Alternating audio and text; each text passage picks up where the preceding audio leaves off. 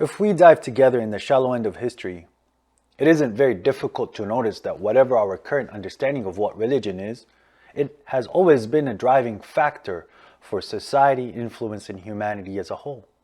Yet, as something that seems to be so important for humans, it isn't far-fetched or incorrect to suppose that this understanding of what religion is also the root cause of a lot of unjustified oppression and harm for many generations. Yet fundamentally, the problem is deeper than that, because truthfully, religion isn't the problem, something else is. We are at an age where the word religion alone is such a turnoff for people, and it's a taboo to talk about your faith or God since it causes unrest and problems. But just like how politics is a taboo to talk about, especially in America and US politics, due to the current definition and ignorance, people like to associate religion with gods. And you could see most religious doctrines that tend to preach about God, they try to say that God is a good God, and he isn't an evil God. Yet said religions have been used as justification to cause so much evil in the world, which has always been the underlying reason for many people to not believe in God. A lot of what was being said just didn't make sense, and it contradicted itself. Shouldn't your religion reflect your view on whoever dictated those rules? And if the religion seems oppressive, wouldn't that mean whoever set those rules is detached from reality? Can it really be from God if it didn't make sense? However, what I just said might sound confusing right now, but it's because fundamentally the problem is you don't know what religion is. So when it comes down to the question of what is religion, for many people the answer is based on what you heard and what has been regurgitated from the people before you. There's been a disconnect. They have a problem defining religion, and they quickly associate it with God. But if you look into certain religions, there are many that are atheist in doctrine. There is no focus on a deity, and some of them don't subscribe to believing in God at all. Yet they are still considered a religion. So associating God with religion isn't genuine, nor is it accurate. God is in everything, so it's not just religion. So how can one really define what religion is, since it's not dependent on God?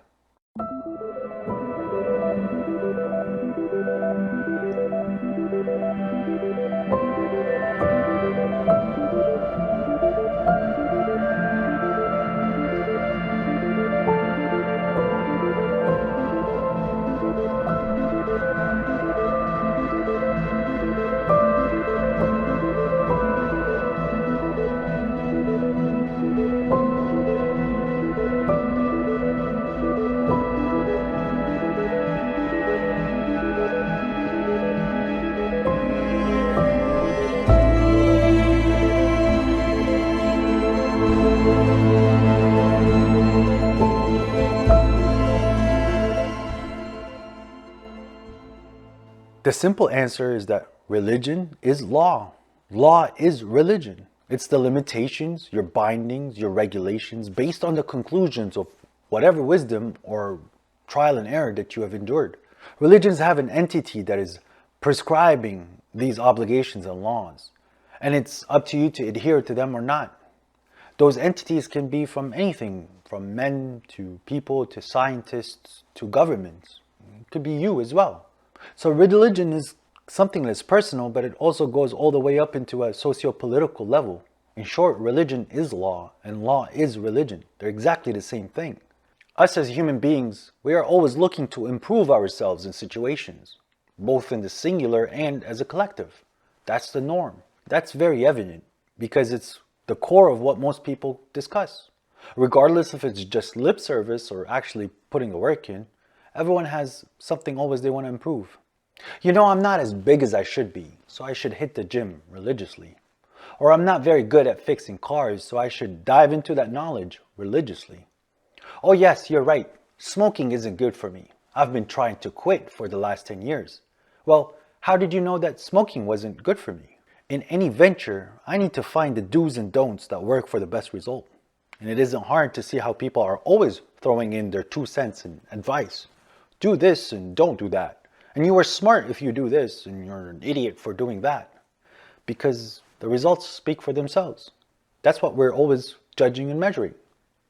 8 maximum reps of a certain weight will get you that muscle that you need. No, you should lift a light weight with a high quantity of repetition. That's how you get the muscles that you need. For your body weight, you need at least 150 grams of protein per day. And oh yeah, avoid bread. Or maybe eat bread. But in reality, only one statement is more accurate than the other. How would we know what the truth is? It's either told to us by a person who mastered it, or by us measuring it ourselves. I guess it's a science that is giving us the conclusions of the do's and don'ts that will produce the best results for us. And with enough people, we can discover that baseline that everyone should try to stick to and maintain. Again, this is applicable personally in your family, in your community, and in your country. Everything has a religion. Everything has laws and limits. That's the simple explanation of what religion is. Religion is the do's and don'ts, and the wisdom is the why. That is what law is. 500 years ago, there was a separation from state and church. That was because the church became extremely corrupt and evil. They would claim that God was the one setting the do's and don'ts, and it was up to them to punish those that broke the law. However, their methodology of determining the do's and don'ts were extremely skewed, biased, and unreasonable. It was very obvious because they were only benefiting them, and the common man wasn't being benefited at all. It's like me saying you have to use a treadmill backwards in the gym for the best cardio workout because that's what God said. And if you don't, we'll kill you. And if you try to prove us wrong, we'll kill you.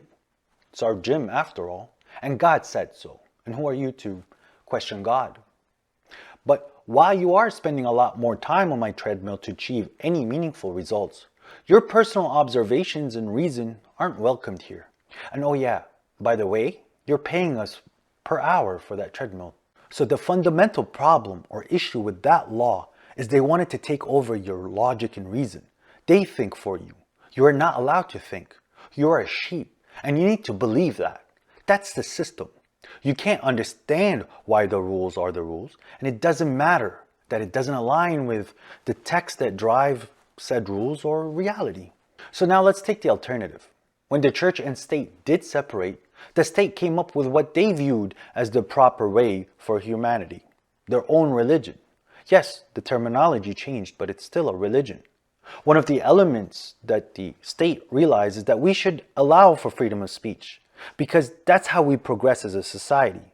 It seems that nature, whoever created nature, gave us the ability to speak. Therefore, we shouldn't be punished for what is being said. And if speech is suppressed, then problems occur, as we have experienced this with the oppressive, unnatural church that we just left. Yes, in America, the political system is driven by its underlying religion. And no, it's not Christianity. It's a melting pot of many ideas and understanding that was gained over the years. It's their law. Currently, homosexuality is okay as per their view on reality. That's currently their religion. Part of their system is that you must adhere to that idea that it's okay. And if you don't and speak against it, then we have the tools to punish you. Essentially, their system has turned against their original religion. So now they have to either change the system or admit their religion was either wrong from the get-go or it's wrong right now. But yet they became exactly how the church is, as all political social systems end up being if they don't allow for evolution. You're not allowed to think. We think for you. That is the death of any nation. There isn't really compulsion in religion. I can't force you to accept my religion. Even if I put a gun to your head and said adhere, you might start walking the line, but your heart isn't set on walking that line. You're just doing what most people would do in that situation, avoiding unnecessary pain and conflict. It's normal. If I remove the gun and I disappear out of sight, would you still walk that line? I wouldn't believe so, because there's nothing compelling you to. Simply, you don't agree with what I said as a religion, and I just forced you into a system to what I felt upheld said religion. That's essentially what the church and many other political systems end up doing. Religion on its own doesn't necessitate to have an apparatus for punishment. Religion punishes by itself. When you break religious values, the effect is reflective on the entity that is breaking it.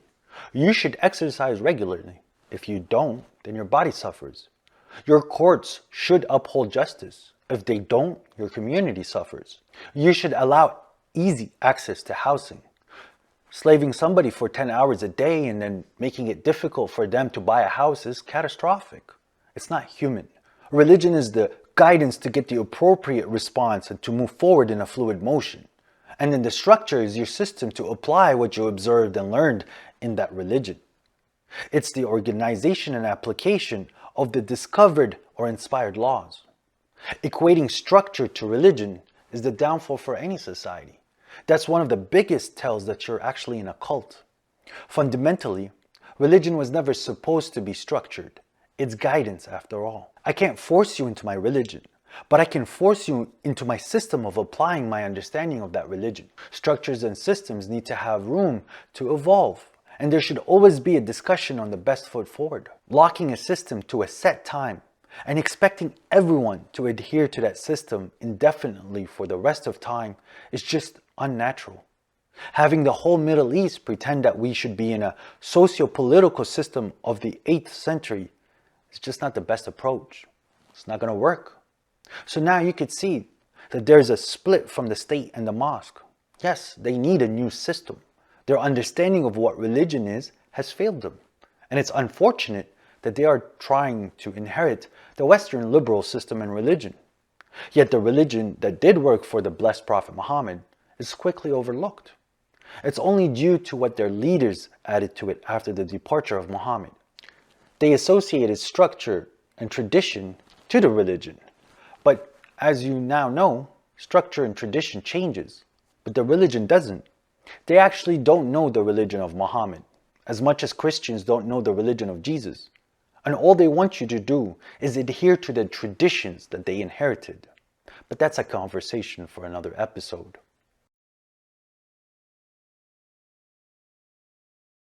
Religion on its own doesn't change, but our understanding can be expanded. As a theoretical example, let's say that drinking alcohol isn't something that is beneficial for the individual or the society in the long run. Later, we say that drinking alcohol or consuming certain drugs isn't beneficial. Here, the religion is to avoid intoxicants. The understanding clearly evolved since our knowledge increased. An example of a structure or a system would be every manufacturer of alcohol needs a permit, and we need to monitor where their product is being sold.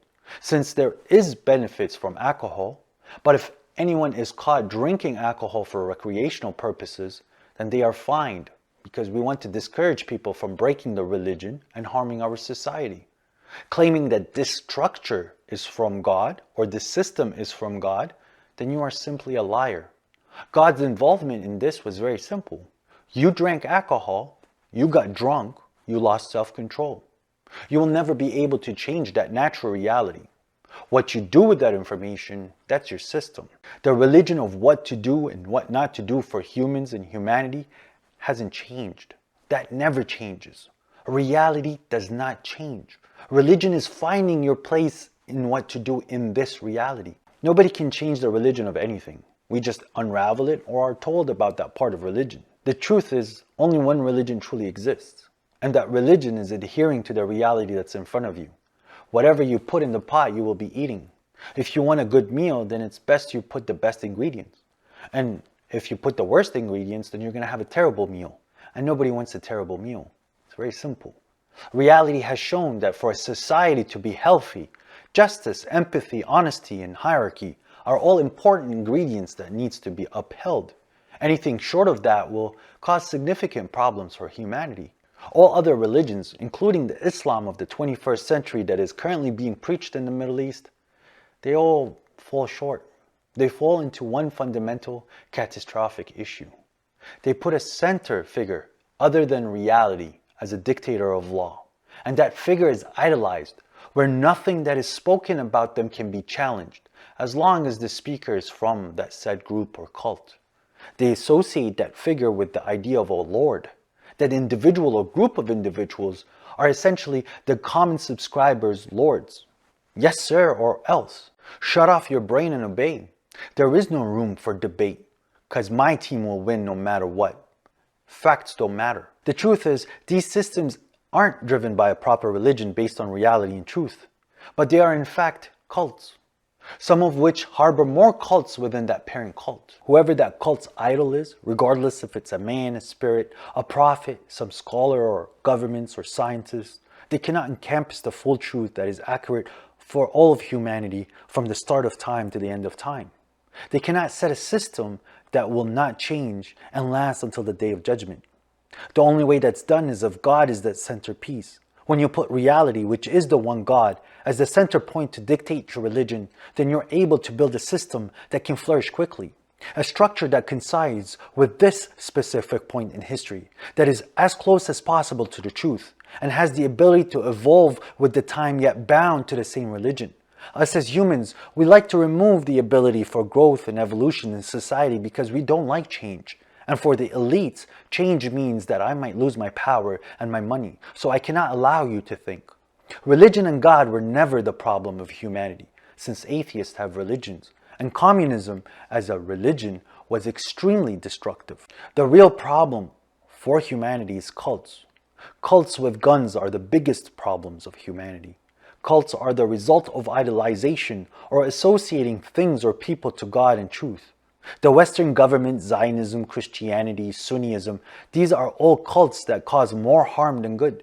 They just like to throw the name of God around to justify their own evil. They think that they are doing good for their cult members, but in reality, they are corruptors. Most of their supporters are just selfish people that care for material gains, rather than what is best for them and what is best for everyone else. The truth and facts don't matter if you're going against my cult. In our next episode, we will talk about how people shouldn't ever split in religion, because that's how you become a bunch of cults instead of a single strong nation. Close to the end of the church, it became a taboo to talk about religion and Christianity because people were at each other's throats. So to maintain the peace, it was very difficult to talk about religion because of the mass confusion. And similarly today, it's not right for you to talk about politics because of all the cults that are in politics. It's not about the truth, and it's not about the facts. Unfortunately, my friend, most of you don't know what religion truly is, and we've been suffering because of all the lying, propaganda, and manipulation. But the reality, which is God, states that if you do good, you will only find good. The world is in a terrible shape. It isn't because there are only a few bad people. It's because the most of you are bad people. Most of you are adhering to a terrible religion, which is based on falsehood. This is an important time for us to change, because our suffering is almost over. But our kids are about to start suffering because of what we are doing. But I don't think you care. This is the first episode of Reality Check, and my name is Muhammad. Peace upon to whoever listens.